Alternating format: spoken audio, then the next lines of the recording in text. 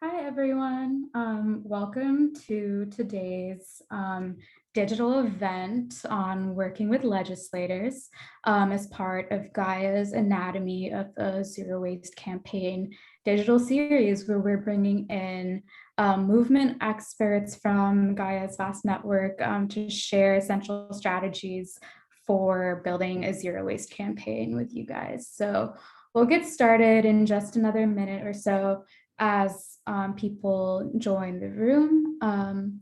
And yeah, while we are waiting, it would be cool if folks could, briefly introduce themselves, their names, where you're based, what organization you're with. And since I have a Halloween costume hanging in the background, a homemade costume, maybe let folks know what you're going to be for Halloween, if anything.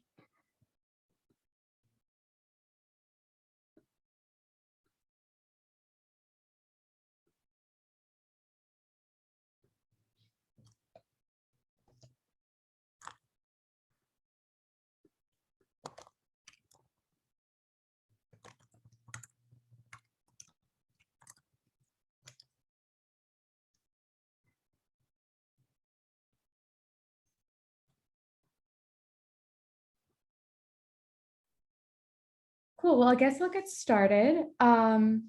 So again, if you want to introduce yourselves real quick in the chat as we're doing this intro section, that would be really lovely, just so we have a sense of who from this movement is sharing the space today. GAIA is really happy to welcome you all here. We're a global network of more than 800 grassroots groups working to catalyze a just transition to zero waste and supporting zero waste campaigners on the ground building out zero waste cities and communities is a really important part of our movement. Last fall, we published the Zero Waste Master Plan, which includes a menu of common sense zero waste implementation options, a companion guide with organizing tools, and much more.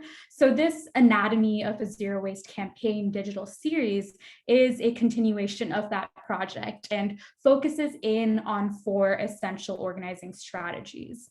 This panel on working with legislators was preceded by a session on organizing communities, which is available to watch on YouTube and Facebook. It'll be followed by 2 sessions on telling your story and creating systems level organics policy. So you can register for those at the link we're dropping in the chat. So sort of some context as to why we're doing this. Organizers have to engage with legislators in some capacity a lot of the time to help advance their goals. But navigating opaque government structures and procedures can be really challenging. So from a need that we've heard from members in the GAIA network, as well as the experiences of staff members with organizing experience, we've brought in these 2 extremely accomplished women to share their expertise in this area with us today.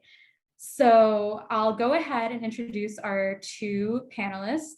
Yinka Bode-George is here representing her perspectives working at the Caucus of Environmental State Legislators, which is an organization created by and for state legislators and serves as a resource on environmental issues through legislative research, organized events, and by facilitating collaboration between lawmakers working on similar issues. Yinka has experience in this field as an environmental health advocate. She's really passionate about creating environmental justice and sustainable development through public policy and community building. She's worked in various capacities, conducting research, leading programs, and engaging in advocacy and organizing to promote health outcomes and undo drivers of environmental health inequities through a lens of racial equity. At NCEL, Yinka leads the environmental health program, which focuses on zero waste and circular economy solutions, toxic chemical protections, and sustainable development. She's served as a board member and on DEI committees for several organizations, and in those roles partnered with community advocates and public policy shapers to advance policies that promote environmental health and justice. We also have Kirstie Pecci joining us today. She is with the Conservation Law Foundation, which protects New England's environment for the benefit of all people, using law, science, and the market to create solutions. Kirstie is the director of the Zero Waste Project and a senior attorney at Conservation Law Foundation. She's a former MassPIRG staff attorney, actively engaged in waste reduction and in opposing the expansion of landfill and incinerator capacity. Kirstie is part of the Zero Waste Boston Coalition, which advocates for zero waste solutions such as reuse, recycling, redesign, and composting and anaerobic digestion in the city of Boston. She also founded the Central Massachusetts group Residents for Alternative Trash Solutions, to oppose a regional landfill expansion in her community and promote zero waste principles. So thanks guys for joining us, and thank you to the participants for being here in this afternoon, also this pretty early morning for our folks on the West Coast. I guess we'll get right into our panelist sessions. So Yinka is going up first, followed by Kirstie. The way that this will work is that they will have a presentation followed by a little bit of time for Q&A after each presentation. And at the very end, we'll have some time for Q&A for both panelists. So yeah, Yinka, it's all you for the next couple minutes. Great. And I just have to say, it's great to see so many people from Maryland in the chat. I am also based in Maryland, and it's great to be here. I am currently on occupied Piscataway land, often referred to as Prince George's County, Maryland. And I'm the Environmental Health Manager for the National Caucus of Environmental Legislators, or NCEL. We actually don't say NCEL because it sounds very suspicious. We say NCEL. And as a national organization of state legislators, NCEL works to inform, inspire, and facilitate state-level environmental policy action, all through a lens of justice. We focus on 3 primary program areas: conservation, climate and energy, and environmental health. And we intentionally house our zero waste portfolio of work under our environmental health program because we think about waste as a public health issue. So for today's presentation, I'm going to focus on working with state-level legislators, but of course it's important to recognize that engaging with all levels of lawmaking is important to address the extent of zero waste challenges. And since the bulk of NCEL's zero waste work is focused on plastic pollution, I'm going to focus on that today as well. So state legislators are critical in shifting away from our culture of single use and promoting a culture of product circularity, particularly at the onset of design. Also, state legislatures often act as laboratories for environmental policies and help inform federal efforts. Already this year, state legislators across the country have been busy advancing a variety of zero waste policies to comprehensively address plastic pollution. There have been bills banning or restricting the sale of single-use plastic items, bills aiming to improve the recyclability of materials, bills that aim to eliminate the use of PFAS in packaging materials, and states have bills this year to establish extended producer responsibility or producer pay programs for packaging products. Zero waste policies are comprehensive, and we work with legislators to help them fully understand the extent of policies needed to address these challenges. And importantly, we work with legislators so that they can have a critical understanding of how health, justice, and equity intersect with these issues too. As well, we work with legislators to help them galvanize their constituents and the media. The communications and outreach on these issues is as important as the actual policies, so we can build a movement behind the policies to help them pass. So now I'm going to share some tips on working with legislators so that you all can too. First, I'll say that a lot of legislators are actually everyday people looking to change the world for the better. Not all of them. I will say a majority of them though. They're your partners in this work, so building relationships with them is important. And since they often have limited availability, you'll find yourself working with their staffers closely. Folks like legislative assistants, directors, or even chiefs of staff. And this isn't necessarily a problem because those folk work very closely to advise the representatives. So next, it's important to understand your legislative cycles. Some legislative sessions are part-time, so find those off seasons so you can work with legislators then and help build their agendas. It's challenging to do this in a robust fashion during legislative sessions because it's a very hectic time. So I take advantage of the summer and fall months to do policy briefings because I know availability for legislators and their staffers tends to be better then. Another important thing to keep in mind is building your coalition of like-minded partners and approaching legislators together. There is strength in numbers, of course, and when a representative sees multiple people requesting the same thing, honing in on the same points, they're more likely to pay attention to that. Another tip, you may work with a legislator who is not your direct representative, and that's perfectly fine. It does help to include an actual constituent of theirs when engaging with legislators. So if you know someone who is an actual constituent, it doesn't hurt to work with that person in your efforts and include them in your engagement with those legislators. And my final tip is about working across party lines. Of course, we're currently existing in a very politically charged time, which makes navigating legislatures, while specifically recognizing who is likely to be a proponent or opponent of your work, challenging. My recommendation there is doing your due diligence before reaching out to folks. So search their legislation histories and see what types of bills they've sponsored or co-sponsored in the past. And this isn't so you avoid reaching out to the people who may not be a proponent of your work. It's really just so you can be strategic in how you communicate your work. So for example, if you stumble across someone who is very conservative minded, use those conservative values, right?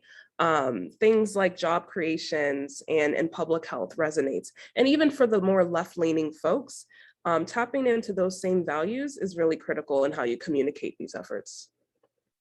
Also, think about the locations and the district that legislator represents and use specific examples of that district. So for example, we do a lot of work along the Mississippi River corridor.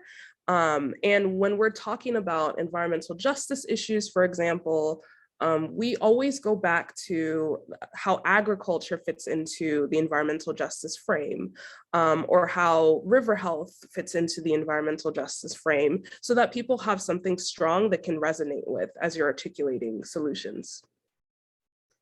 I'll also recommend following the social medias of representatives. These days, folks have very robust social medias. So paying attention to the things that they post or don't post. And when you're having meetings with them, sort of call out the things that they post on social media. And another thing I'll say is always come back to how these issues impact their constituents. If you're not a direct constituent, always coming back to how their constituents will be impacted by whether it's job creation and again, public health or other concepts. That's something that really resonates with legislators. So those are all of my suggestions. I'm happy to answer any other questions and dig a little bit deeper into how organizers can support legislators. So I will stop now for questions. Cool, thanks, Yinka. And yeah, feel free to put any questions for Yinka in the chat.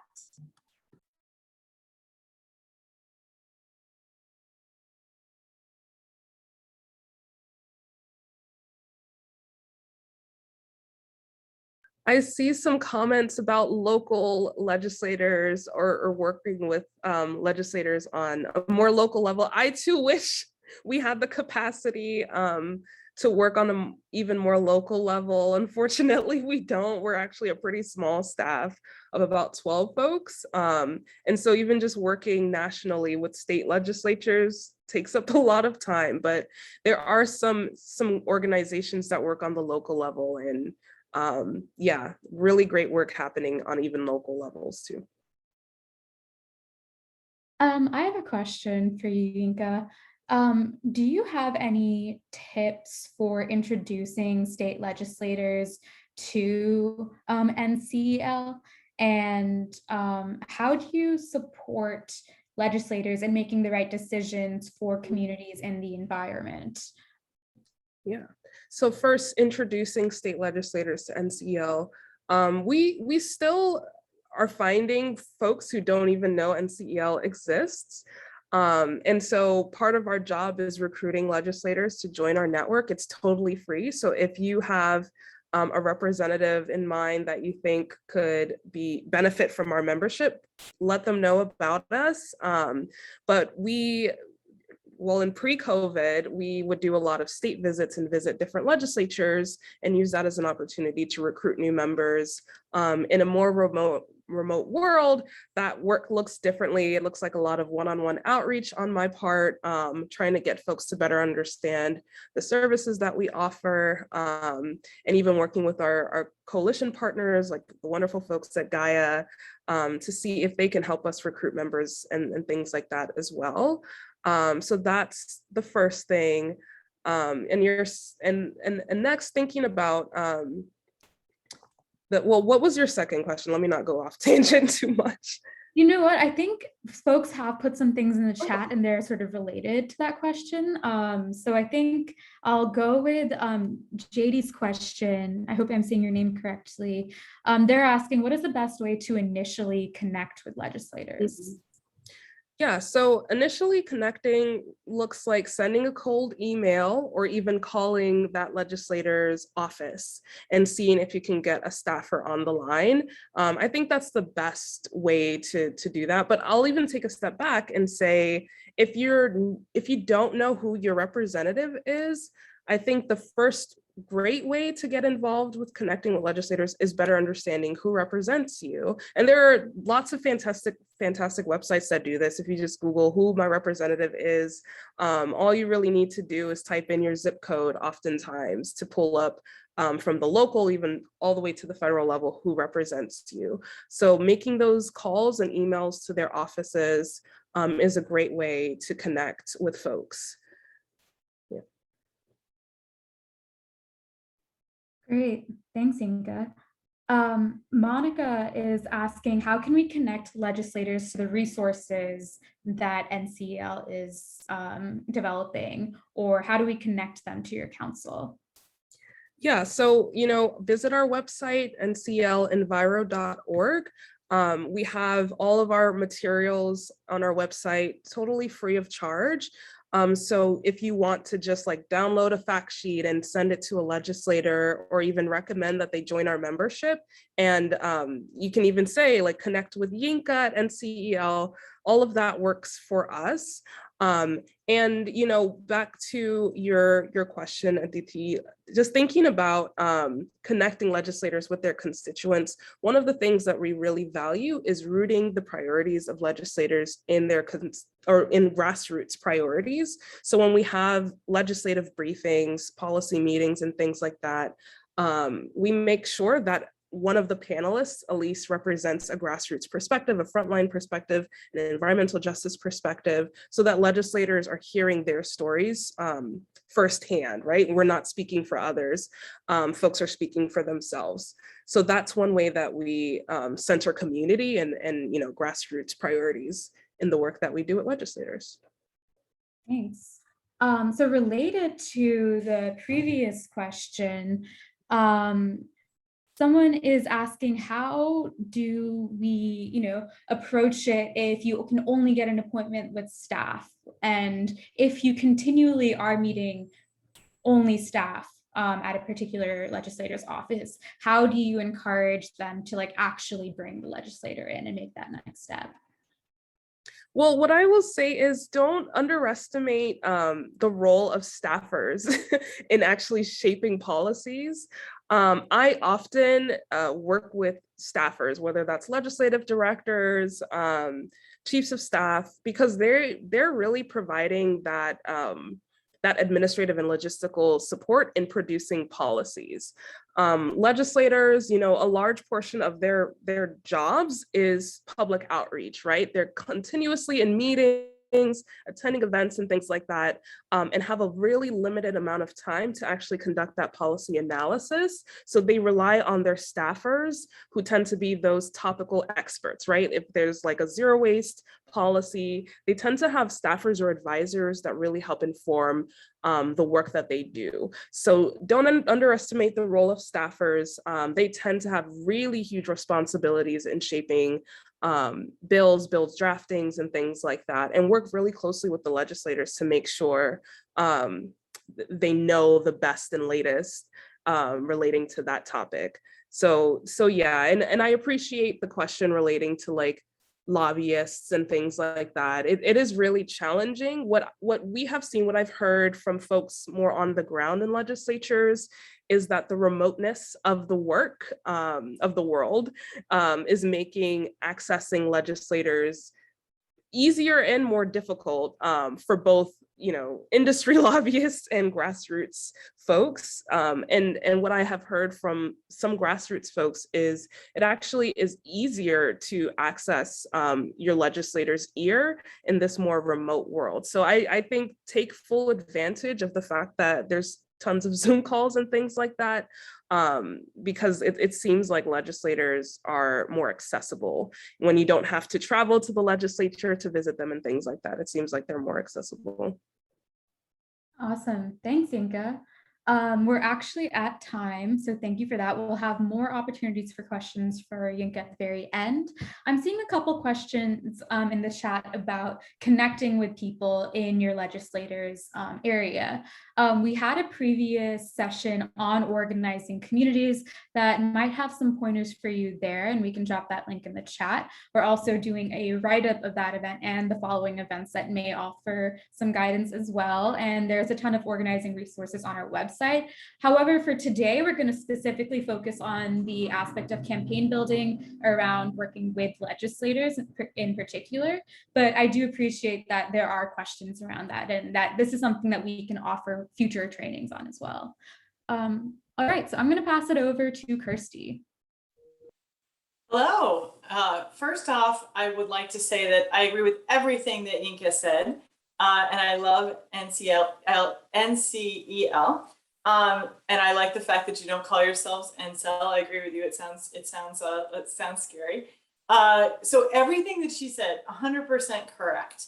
And I think you can tell by the way that Yinka comports herself that she's a friendly, positive person, which you want to bring to all of this work. You never know who's going to change their mind and be on your team in the future on these issues. So keep that positivity, no matter who you're meeting with or what you're faced with. I've had some very, very difficult calls with legislators, things where my interns, I think it made their hair curl. They couldn't believe things that happened. Stay positive, no matter what you do with all this work. Never in Twitter, Yinka's point about Twitter is a really good one. They know who follows them on Twitter. They know who retweets such stuff, and they know if somebody says something negative about them on Twitter. So all that is kind of the one thing I would say about all of this work. Be positive. These folks are sensitive and they have long memories. Be positive about everything you do. I'm going to take a slightly different tact when looking at this. Just to remind you, I'm Kirstie Pecci, Director of the Zero Waste Project at Conservation Law Foundation. We work throughout the 6 New England states.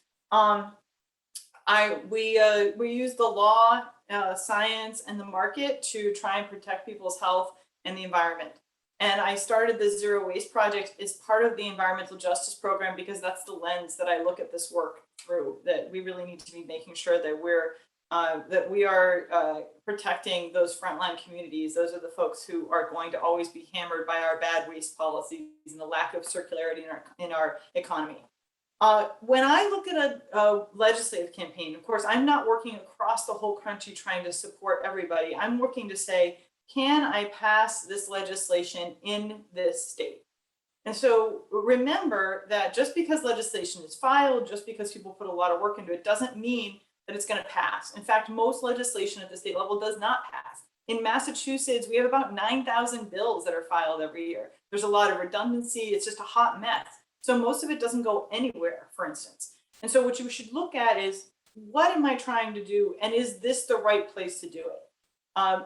For example, where we've got legislation In Maine, regarding banning disposal of food scraps in landfills and incinerators, we're not pursuing legislation like that in Massachusetts because the regulations already are doing that in part, and we want to see those regulations ramped up. Regulations are sometimes easier to change, for instance, than passing legislation. Passing legislation is very difficult and a lot of work.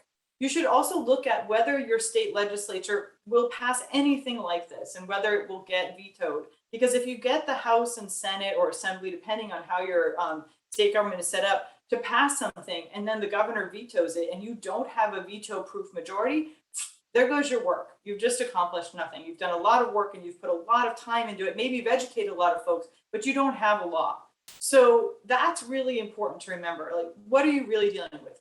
In New Hampshire, the House representatives are part-time and there are over 400 of them.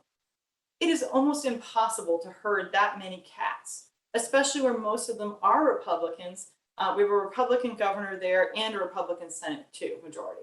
So remember, there's about 1.6 million people in New Hampshire. The representation is just totally out of whack and the system's a little broken. So I'm not going to put as much time into a legislative effort in New Hampshire. Maybe it makes more sense to work on an agency campaign, or maybe we continue to build support and later do a legislative campaign. But the point is, think carefully before you jump into that kind of a swimming pool, because it's a lot of work to get to the other side. Next, I think you should always think about how do bills get drafted in a given state. For instance, in Maine, you put out some principles and a draft bill, and then part of the State House, there's actually staff at the State House who drafts a bill from that, right? So there's actually staff that's going to draft the bill. In the other states in New England, and it's different, I'm sure, in every state, in the other states in New England, the legislator, and usually they find a partner, if they're in the House, they find a partner in the Senate, the legislator just sponsors a bill. So sometimes they will very literally jot something down and sponsor it as a bill, and it does not make it a good bill. Many times it's not a good bill. Sometimes it's a great bill, it just depends. So the first step is to, if you're certain you want to pass something, it's the right thing to do in that state. The first step is to draft a good bill based on good policy that you think would fly in the state possibly, or at least is the best policy that you can come up with. And then find a good partner to sponsor that bill, a legislative partner to sponsor that bill. Now, a good legislative sponsor may not be your favorite senator or rep at the House. It may be the person who has the most juice, who actually can get stuff done in the legislature. So what you're looking at is they've got sometimes some really fantastic heroes on these issues. Who don't necessarily know how to move a bill forward through the building. And if that happens, again, then the bill languishes and it doesn't go anywhere, or it gets laughed at by other legislators.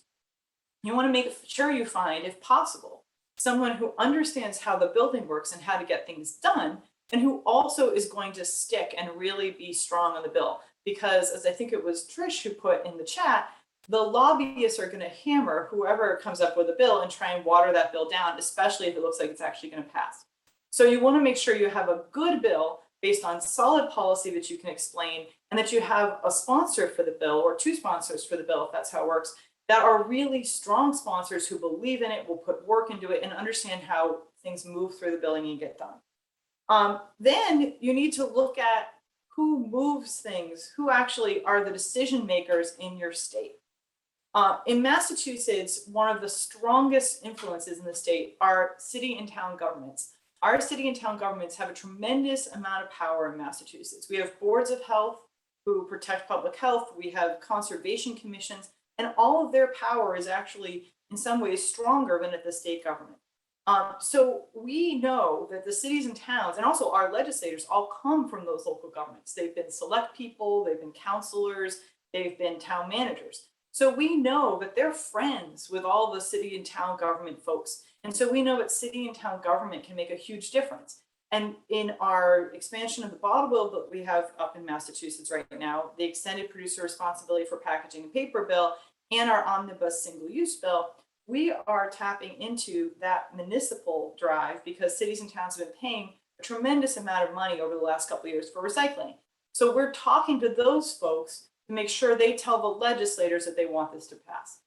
There are different hooks and different influences and powers that be in every state. Yinka made a really good point about, talking about farming in some states, talking about different special interests and different ways that residents care about things. And you have to tie that in to who has actual power in the state and can get things done.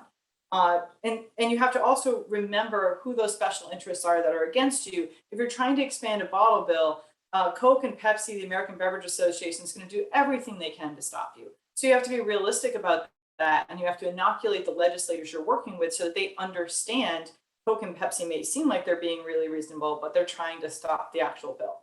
So that's really important, to have that open communication and to be realistic about who the powers are that be. I would also say that every state has a different structure as far as caucuses go and other organizations within the state house. So one of our close partners, Rep. Socolo, created a zero waste caucus, and that's become a monthly meeting where legislators can learn in Massachusetts about different bills, can learn about different policies, and hopefully that will create buzz and an educated base of legislators who will want to support these bills. We also meet with these legislators, and I would say Yinka's point about bringing residents in who are part of the legislator's district is really important, because it makes it connected and really real to them. But really more is more. The more legislators you meet with, whether they're your legislator or not, or if you're in an NGO like I am, a non-government organization, they know who CLF is generally. They know what we stand for. Showing up and having more meetings helps. It's just that education piece, whether it's with, as Yinka said, a legislative aide or the actual legislator. You're educating folks, you're getting the information in front of them. And I totally agree with Yinka that sometimes the aide is the one who's actually going to be at the table making sure a bill gets through. So you really don't ever turn up your nose at meeting with anybody, and meet with as many folks as possible if you want this to happen. And then the last thing I'll say is, remember that there's a process for getting a bill through the legislature. So in other words, the bill is filed by a certain date. If it's filed by a certain date in Massachusetts, for instance, that means it's going to have a hearing. The bill then goes to a committee. Sometimes it's a joint committee, meaning both bodies are represented. Sometimes it's just one. The committee members will then decide if the bill moves forward. If everybody else at the State House wants the bill to happen, but the people on the committee don't, it will not move forward. So you want to make sure you have meetings with those committee members and put that forward first, and actually prioritize that ahead of time, as Yinka said, before the session even starts, if possible. You want to make sure that you educate those committee members, especially the chair of the committee. The chairs of the committee actually will say whether there will be a vote on that bill, right? So, and they will really push as to how they'll be. So you need to make sure that the chairs get it and are for the bill. You need to make sure that, because they really very strongly lead the opinions of the rest of the committee. And then you need to make sure the committee understands the bill well. Then it will go on. Either there'll be another vote in another committee if it's not a joint committee. If it's joint committee, it's just the one. Then it will go on usually to Ways and Means and other committees. If it has to do with municipalities, there'll be a municipal piece. If it's something to do with water, there might be a special water committee. Those other committees will then vote on it too. Nothing's going to happen with your bill if it doesn't get through the committees. So make sure you prioritize talking to the legislators on those committees and put the pressure on those folks with residents and with your coalition as a whole that you need to have to get a bill done. And then finally, after it's through the committees, there'll be a hearing. The committee will vote on the bill at some point. Then you will then have it go hopefully to the floor and be voted on by the House or the Senate or the Assembly of the Senate, whatever you call it in your state. That's never going to happen. Literally never going to happen in Massachusetts unless the Senate president wants it to and the Speaker of the House wants it to. So everybody in the building could think it's a good idea, but if the Speaker of the House is against it, they will not call it for a vote. So the reality with all of these pieces is that you need to have a coalition that has grass tops, like organizations and businesses or everybody else who cares about this, and grassroots, those residents, to push the bill through so that not only the rank and file members of the legislature are for it, but so that leadership, the speaker, the president, the chairs of committees, sees that they have no choice but to bring this bill forward and have a vote. And then you have to make sure that you also have the votes. So when you're looking at this whole piece, find an expert in your state who knows this, how this happens. And I wouldn't consider myself, as, even though I've done a lot of work in Massachusetts, I'm not the best expert. There are people who are always at the State House. I talk to those people and I find out, who should I be working with? How can we generate this buzz? Who do I need at the table supporting this bill that will make it seem like enough of a groundswell so that the legislature will actually get it done? So the speaker will let it happen, so the chairs will let it happen, so it actually will move forward. And that's a really important piece with all of this. If you really want to get a bill passed in your state, talk to someone who's a lot smarter than me, for instance, on this work at their state, and find out the real brass tacks, who makes decisions, and find out how to move that legislature, so with whatever groups or municipalities or residents, whatever the numbers are you need, push that and make sure you have that groundswell to make it happen. And even then you might fail, but at the very least you've done your best in a strategic way, and hopefully you'll be successful in the end. And then the only other thing I would say about all of this is it's yes, it's about counting the votes. Yes, it's about getting the committees to pass something, all leadership, all those pieces. But it's also about making sure your legislators understand the bills. So simple fact sheets and frank talk about what is bad and what is good. So when the lobbyists, the professional lobbyists for the special interests come in, they aren't able to sweep these legislators off their feet with a seemingly elegant argument that is actually screwing all the residents of the state. So please, so that's the other piece of it. That's gonna happen. Be ready for it as best you can. And just more is more. Keep meeting with folks and keep talking about all these issues. So I hope that that's helpful, because I try to condense a lot into a short amount of time, but I hope that that's helpful. Awesome, thank you, Kirstie. Now we have some time for Q&A for Kirstie before we move into Q&A for both. So does anyone have any questions specifically for Kirstie?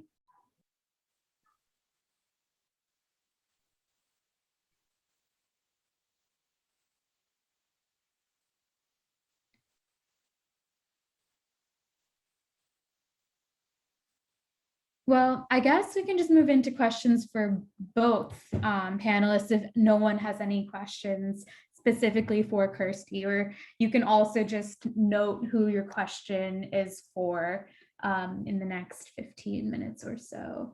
I do have one question to kick off with, because it's something that's come up in meetings with a lot of organizers in the GAIA network. So do you have any tips to look out for when working with legislators to avoid having your work co-opted or watered down? Because it's something that a lot of organizers will report happening to them while they're advocating for a certain bill or package.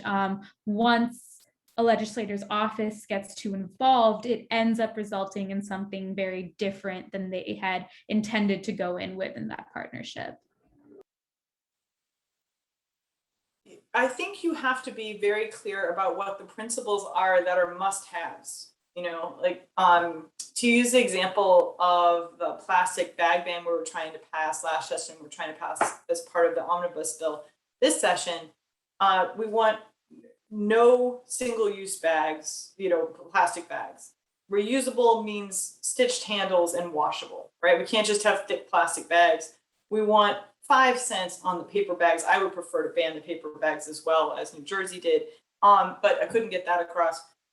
5 cents at least, so we're not encouraging a switch to that, and then also making sure that we're not preempting local other types of plastic bag bans, right? Because in Massachusetts, 2/3 of the population is banned plastic grocery bags. We don't want to keep them from banning other things like polystyrene and the other good things that they're doing. And we want it to work as well as possible. Those are my must-haves. If a legislator comes forward and with a bag ban that doesn't have those pieces in it, I'm out. And I said that from the beginning. And then when the bill fell apart and was co-opted by the American Chemistry Council, and the legislators were kind of like, "Why are you not happy now, Kirstie?" I said, "Because of this. Do you see this email? I explained it 2 months ago. These are my must-haves."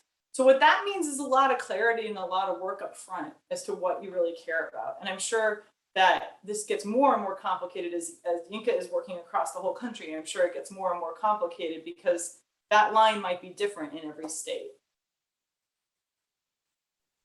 That's excellent. And I think having a set of values and principles as you're helping legislators compose bills is so critical. What I'll say is there is a lot of power in this cliche of acting locally, thinking globally. And one of the value adds that NCEL really communicates to legislators is we connect you with the network of legislators across the country, right?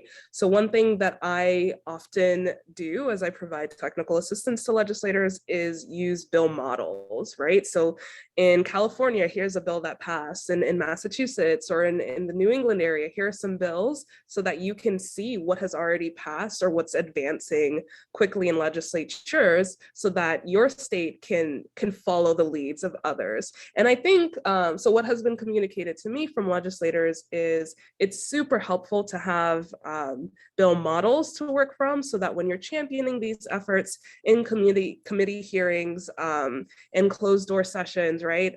It's helpful to say, well, these states have already passed this work, why can't we do the same? So it's great to have legislators connected to a national network and aware of what's going on around them, right? So as organizers, don't become siloed in your state. And I know that's a hard thing to say, right? Because there's so much to do already in one particular state, but to the best of your capabilities, connect with others across the country. And I think GAIA does a great job of building networks of grassroots organizers. Tap into GAIA's network and see if they can help you meet new folks in other states and things like that, because it's so helpful to have other states provide examples for your own. And again, going back to those principles and priorities, when you have a state that passes a really great example of a bill, that is such a useful tool for others. Also, and this is answering another question that's in here that I totally agree with what Yinka just said. I'm actually spending a lot of time now trying to create model bills for that reason so that other folks can use them. Even if they don't pass, we're trying to create a model deposit return system for beverage containers, a model EPR bill. I think we've run some of the language by Yinka. I'm supposed to be working on that for the rest of the afternoon. We're trying to get all these things done. The other thing I would say is to Monica's question about how to organize to prevent bills that cause harm. What we found that just happened in Rhode Island, which may have been what Monica was thinking of, is that there was a terrible pro-incineration bill. And we actually had been organizing on what I'm calling a anti-high heat bill in Rhode Island. And part of that was moving forward because there was a medical waste incinerator that was proposed that was very unpopular. And the legislator actually came to us and said, well, I know you have this anti-incineration bill. This is awesome. And then he said, and then we've got this other great bill. And I think it was an American Chemistry Council bill that would have allowed, they were the opposite bill, right? They were the exact opposite bill. But he didn't understand that because the greenwashing, the language is so strong, like the evil force is so strong with this shitty writing that they made it seem like it was a good thing. So we had to explain to him, no, this is a good bill, this is a bad bill. And once the legislators who were going to support both of them understood that, this bill did not, the ACC bill died, and we were able to pass part of the medical, it ended up being a medical waste anti-incineration bill. So again, having good bills in place and good options in place helps kill the bad options, but it's a lot of work. It's easy to say that, it's a lot of work. So definitely find all the drafts you can through Yinka, through Upstream, through Surfrider, all the great folks who are in the GAIA network who are writing good bills. Please try not to write anything yourself if you can avoid it, because it's tedious and horrible. Cool, thanks for hitting on a bunch of these. That was really helpful. someone is also asking, Patricia is asking, how do you educate a legislator that has no background in any of this, in science or environment?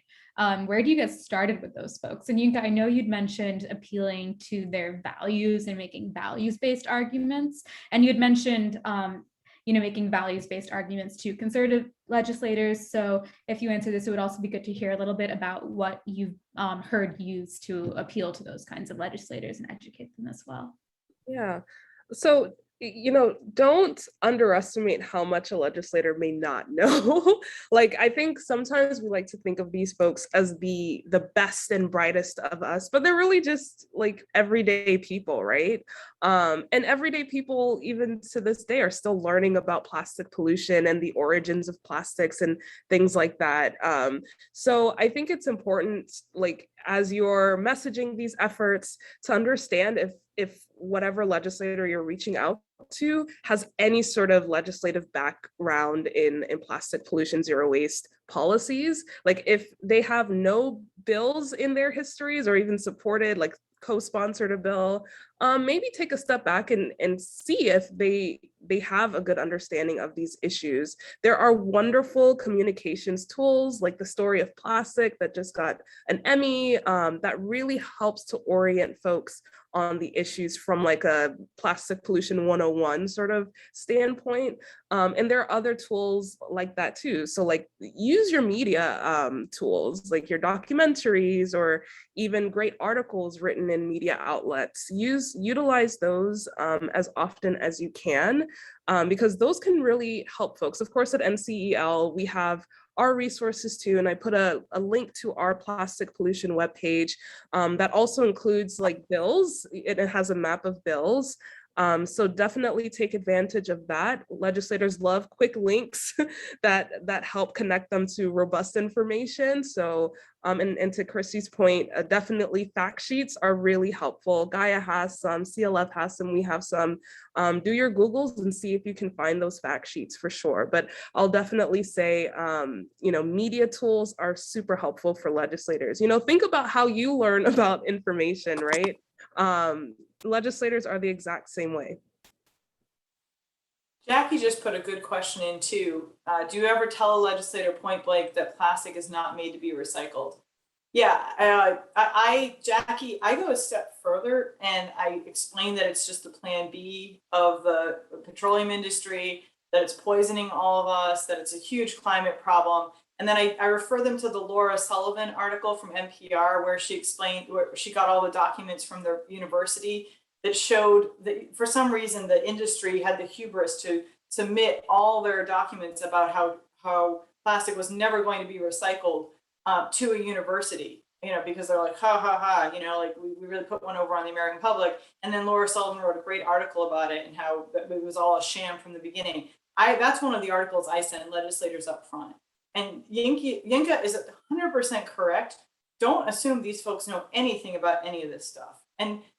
But try and be patient, because some of the ones who know the least are most willing to be taught and will absolutely spend the time with you. I had one legislator who actually, I was a constituent of hers, and she said, she was at my kitchen table. I went through everything about how dangerous landfills are because we had a landfill about a mile away here. And then she said, well, I guess we have to use incinerators. And I was like, no, okay, all right, let's start over. And so then I went through the incineration piece and explained how dangerous that was.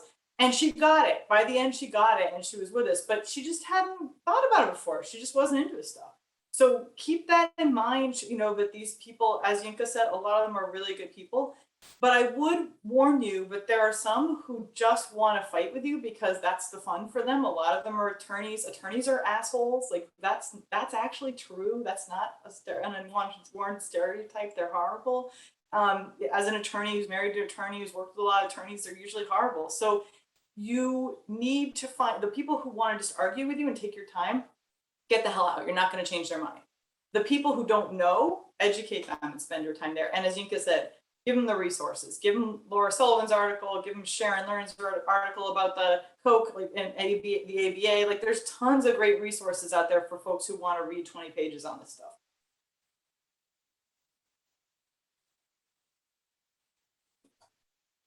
Awesome. And Yeah, that just telling it like it is, that's so important. I'm so glad that we have folks doing that. And yeah, it would be great if we could get a link to that article, Kirstie. If you can't pull it up right now, just send it to me and I can put it in the follow-up email. How big oil misled the public into believing plastic would be recycled?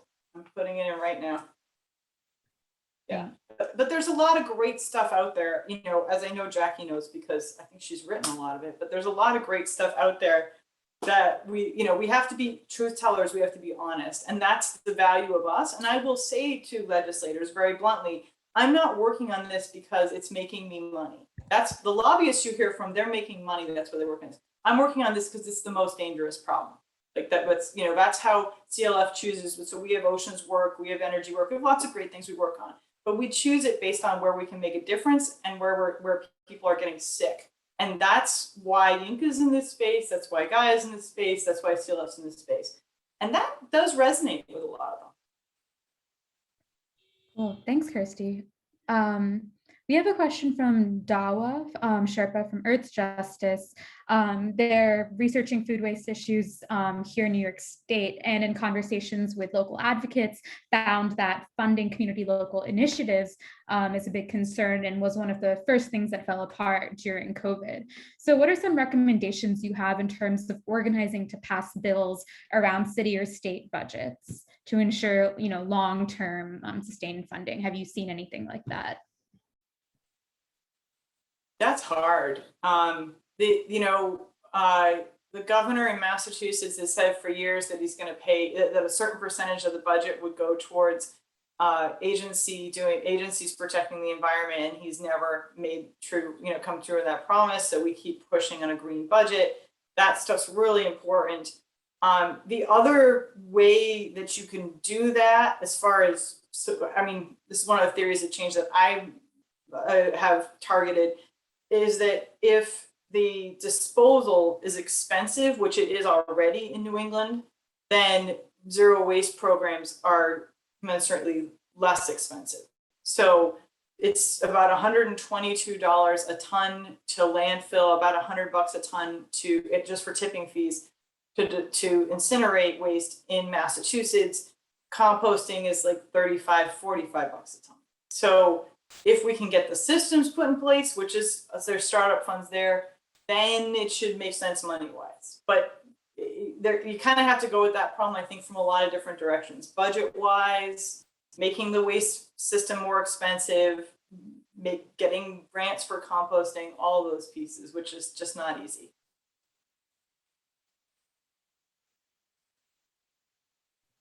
And I don't have anything to add to that. All right, thanks, you guys. We have a couple more minutes. I have a question around climate, actually. So we just released a report titled Wasted Opportunities, a review of international commitments for reducing climate and waste sector greenhouse gas emissions, that looks at global commitments to climate action, specifically looking at waste reduction. And waste management, according to the IPCC, is one of the three sectors with the greatest potential to reduce temperature rise in the next 1 or 2 decades.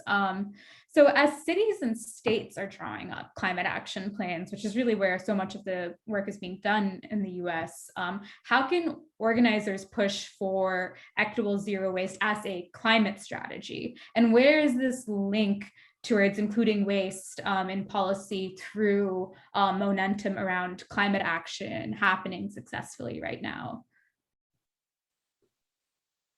I can take a crack at that do you want to also, or should I? Okay. You can start and I'll follow up. Okay, so from everything that I have researched and heard, and the more I figure out, I am very convinced that, well, maybe this is obvious, that it's transportation, it's energy to run our businesses and homes, and then it's production of goods, right? So waste is more than just an incineration or methane from the landfill climate issue. Waste, when we have better zero waste programs, as I'm sure most of the people involved in this work know, it drives better solutions upstream. So as soon as you ban food scraps from disposal, not only are you avoiding the incineration or methane output from a landfill, you're also causing folks to waste less food because they buy differently. Once Boston College, for instance, saved something like $130,000 a year because they stopped buying carrots. No one was eating the goddamn carrots. So that, like, those kinds of upstream solutions happen because of zero waste solutions, which I'm sure everyone can find can mention a bunch of those. That means there's less waste upstream. That means we're, for instance, not using single use like the paper bags, we're using reusable bags, for instance. And there are a million of those examples. So the actual climate savings for changing our waste system and creating a circular economy, in my opinion, are always undervalued, are always minimized, and they're actually huge. And back to the point I was making earlier about composting being cheaper in the end once you set up a system than disposal, they will usually save money. And as GAIA's report showed beautifully, and I share it with people all the time, create more jobs, more local jobs, more green jobs, better jobs. So that, you're absolutely right. That's always the case. We need to put a lot more time into making those connections. But even on the surface, the climate impact of zero waste programs is immense. And so that's something I push whenever I talk to we pushed it at Boston when they were trying to write a zero waste plan, or if anyone's doing a zero waste plan, it's something I always push. The problem is best capturing it. So you're not just dealing with disposal in that community, you're looking at what are the avoided climate impacts outside of the community as well. And that's been the problem with those life cycle analyses that we've seen, or one of the problems. I think that's perfect. I hard agree with all of it. I'll also say, I think in everything that we talk about as advocates, we have to lean into a climate justice framework. So recognizing the environmental inequities that folks across the world are facing. And as we put forth these solutions, centering those who have been relegated into marginalized positions, centering them in our solutions, right? Zero waste fits perfectly under this climate justice frame. And as we are talking about zero waste solutions, we have to be talking about the fact that, as Kirstie said, the reuse economy provides so many job opportunities, clean, healthy job opportunities for communities. And we can center those industries in those same, environmental justice communities, right? There are so many opportunities to really lean into, effective justice-oriented solutions at this time. So as we're telling these stories about zero waste challenges, really leaning into the opportunities and how great our world can be when we center justice and equity in them as well. So, when you're talking to your legislators, or even before you reach your legislators, right? And you're building your coalitions, include those folks who work on energy issues, include those folks who work on decarbonization issues in your coalitions, right? Don't just limit it to the people who are addressing plastic pollution. Build a broad coalition of folks so that when you all are approaching legislatures, you have a multifaceted strategy, excuse me, that includes energy consciousness, that includes zero waste consciousness, et cetera, et cetera. So that's what I'll say. Totally agree, Yinka. We should take this on the road. We just need drums and a few instruments and we set. I agree with everything Yinka says. Yeah. All right, next steps, getting on the road. Well, actually though, next steps, I thank you so much for both of you participating. I've learned a lot, and I'm seeing in the chat that folks who, joined in have also learned a great deal from you folks. So thank you so much. Thank you to all the folks who came for joining us. I'll be sending a follow-up email with links and information about the other things in this series, as well as recordings of today's session that you can then send out if you want, to share it with other folks who might find it helpful. So thanks again. We're at time. So yeah, hope to see you at our next session on telling your story. Take care, everyone, and have a great rest of your day. Thank you so much, Addie, for putting this together. Thanks, Yinka. Thank you. Thank you, everybody. Good seeing you all.